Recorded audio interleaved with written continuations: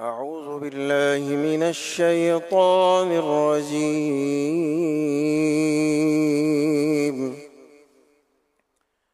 بسم الله الرحمن الرحيم.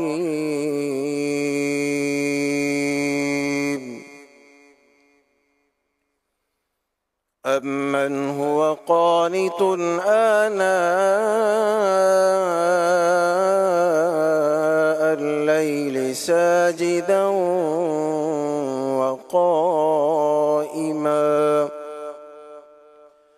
وقائما يحذر الآخرة ويرجو رحمة ربه. قل هل يستوي الذين يعلمون والذين لا يعلمون إنما يتذكر أولو الألباب. ترجمہ کنز العرفان. کیا وہ شخص جو سجدے اور قیام کی حالت میں رات کے اوقات میں فرما برداری میں گزارتا ہے، آخرت سے ڈرتا ہے اور اپنے رب کی رحمت کی امید لگا رکھتا ہے، کیا وہ نافرمانوں جیسا ہو جائے گا؟ تم فرماؤ، کیا علم والے اور بے علم برابر ہیں؟ عقل والے ہی نصیحت مانتے ہیں. اس آیت کا شان نزول یہ ہے کہ یہ آیت مختلف اقوال کی روشنی میں سیدنا ابو بکر رضی اللہ عنہما یا عثمان غنی رضی اللہ عنہ یا حضرت عبداللہ بن مسعود، عمار اور سلمان رضی اللہ عنہم کے حق میں نازل ہے.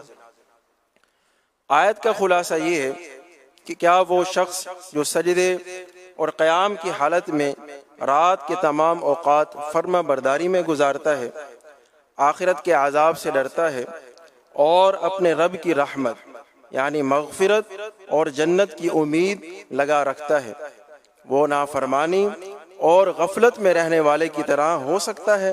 ہرگز نہیں.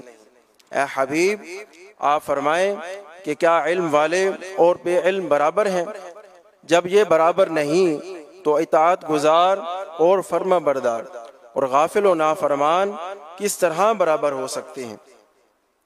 لیکن اللہ تعالیٰ کی نصیحتوں سے عقل والے ہی نصیحت حاصل کرتے ہیں. رات کے نوافل اور عبادت دن کے نوافل سے افضل ہیں، کیونکہ رات کا عمل ریا سے بہت دور ہوتا ہے اور اللہ تعالیٰ کی طرف توجہ اور خشوع دن سے زیادہ رات میں میسر آتا ہے. نیز رات میں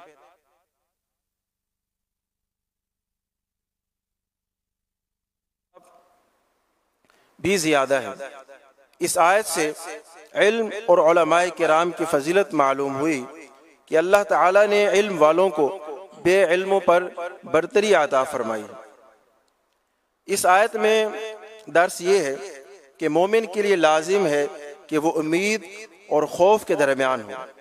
دنیا میں بالکل بے خوف ہونا یا رحمت الہی سے مطلقاً مایوس ہونا، یہ دونوں حالتیں قرآن کریم میں کفار کی بتائی گئی ہیں. قل يا عبادي الذين آمنوا اتقوا ربكم للذين أحسنوا في هذه الدنيا حسنة وأرض الله واسعة إنما يوفى الصابرون أجرهم بغير حساب. ترجمہ کنز العرفان. تم فرماؤ، اے میرے مومن بندو، اپنے رب سے ڈرو. جنہوں نے بھلائی کی ان کے لیے اس دنیا میں بھلائی ہے اور اللہ کی زمین وسیع ہے. صبر کرنے والوں ہی کو ان کا ثواب بے حساب بھرپور دیا جائے گا.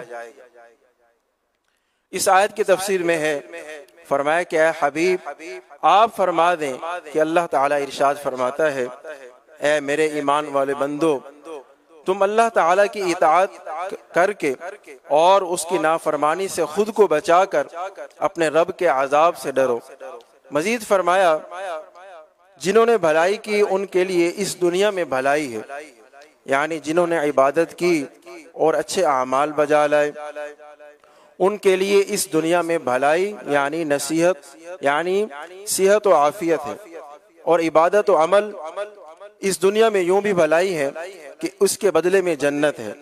اور آیت کا یہ معنی بھی ہو سکتا ہے کہ اس دنیا میں نیکیاں کرنے والوں کے لیے ایک عظیم بھلائی یعنی جنت ہے۔ مزید فرمایا اور اللہ کی زمین وسیع ہے، جس شہر میں گناہوں کی کثرت ہو اور وہاں رہنے سے آدمی کو اپنی دینداری پر قائم رہنا دشوار ہو جائے تو اسے وہاں سے ہجرت کر لینی چاہیے۔ اس آیت کا شان نزول یہ ہے کہ یہ آیت تمام مہاجرین حبشہ یا خاص حضرت جعفر بن ابی طالب رضی اللہ عنہ اور ان کے ہمراہیوں کے حق میں نازل ہوئی، جنہوں نے مصیبتوں اور بلاؤں پر صبر کیا اور ہجرت کی اور اپنے دین پر قائم رہے۔ مزید فرمایا صبر کرنے والوں ہی کو ان کا ثواب بے حساب بھرپور دیا جائے گا، یعنی جنہوں نے اپنے دین پر صبر کیا اور اس کی حدود پر پابندی سے عمل پیرا رہے، جب یہ کسی آفت یا مصیبت میں مبتلا ہوئے تو بھی ہر طرح عمدہ صبر کیا، انہیں دیگر لوگوں کے مقابلے میں بے حساب اور بھرپور ثواب دیا جائے گا۔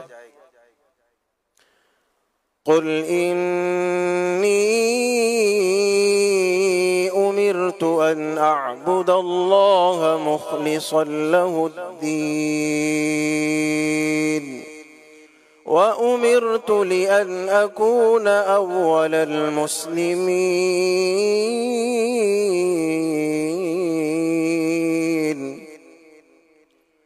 ترجمہ کنز العرفان، تم فرماؤ مجھے حکم ہے کہ میں اللہ کی عبادت کروں اسی کے لیے دین کو خالص کرتے ہوئے، اور مجھے حکم ہے کہ میں سب سے پہلا مسلمان بنوں۔ ان دونوں آیات کی تفسیر میں فرمایا کہ اپنی قوم کے مشرکوں سے فرما دیں کہ اللہ تعالیٰ نے مجھے حکم دیا کہ میں اخلاص کے ساتھ صرف اللہ تعالیٰ کی عبادت کروں اور کسی کو اس کا شریک نہ ٹھہراؤں، اور مجھے یہ حکم دیا ہے کہ میں سب سے پہلے اللہ تعالیٰ کے حضور گردن رکھوں اور عبادت گزاروں اور مخلص لوگوں میں سب سے سبقت لے جانے والا بنوں۔ اس آیت میں اہم بات یہ ہے چونکہ شرعی احکام رسول سے حاصل ہوتے ہیں تو وہ ان کے شروع کرنے میں سب سے مقدم اور اول ہوئے۔ صدق اللہ العظیم۔